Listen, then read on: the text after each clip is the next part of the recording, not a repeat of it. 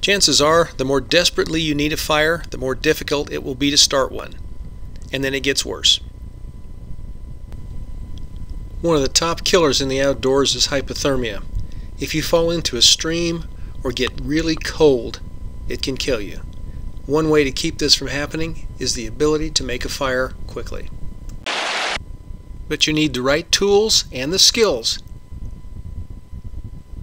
One tool that may help you start a fire on a really nasty day is this lightning strike fire starter.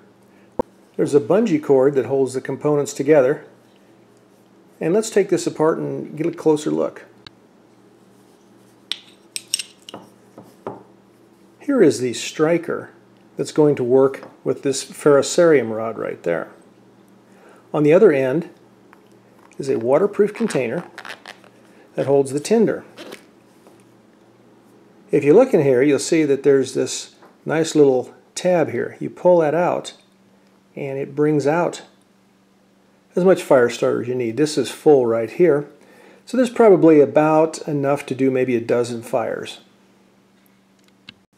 The technique is to take this striker, place it right here, and scrape down. This is going to allow you right here to focus all those sparks on one little area. So here's how this works. We're going to pull out the striker, and then we're going to get out some tinder.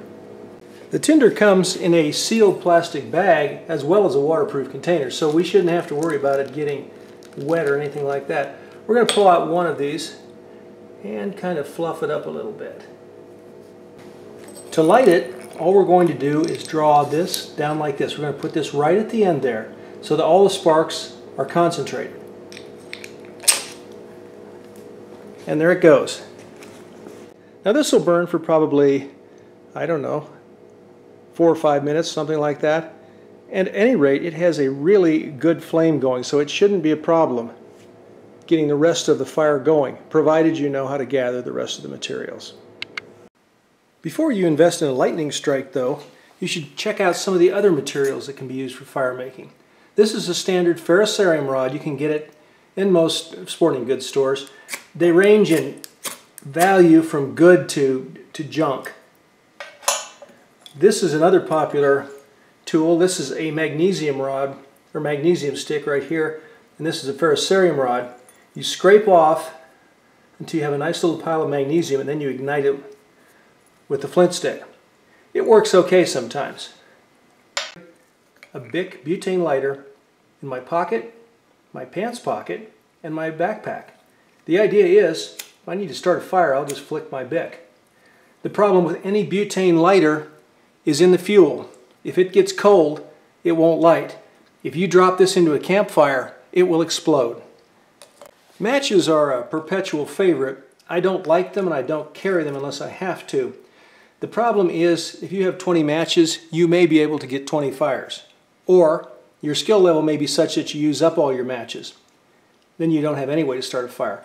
I generally carry about 10 or 15 of the really good stormproof matches here, and then potentially some other fuel in here like cotton balls and Vaseline or some other fire starter. This is my go-to method. I carry cotton balls and Vaseline in this little container, and this is my ferrocerium rod.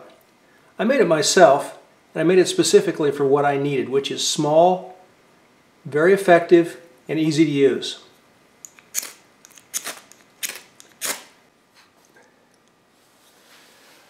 For my emergency situations, like real emergencies, I carry along one of these little bitty flares. This will burn to 2,000 degrees. It lights without matches. It will burn for probably 10 minutes, and you can light anything with this. So do you need a lightning strike? Well, you need some method of starting a fire. And it better be reliable, and it better be convenient, and it better be easy to carry with you. The other thing is, you need to practice with it. It doesn't matter what method you use. If you don't know how to use it, you won't be able to use it. This is another product review from survivalcommonsense.com. Thank you for watching, and practice with your survival tools.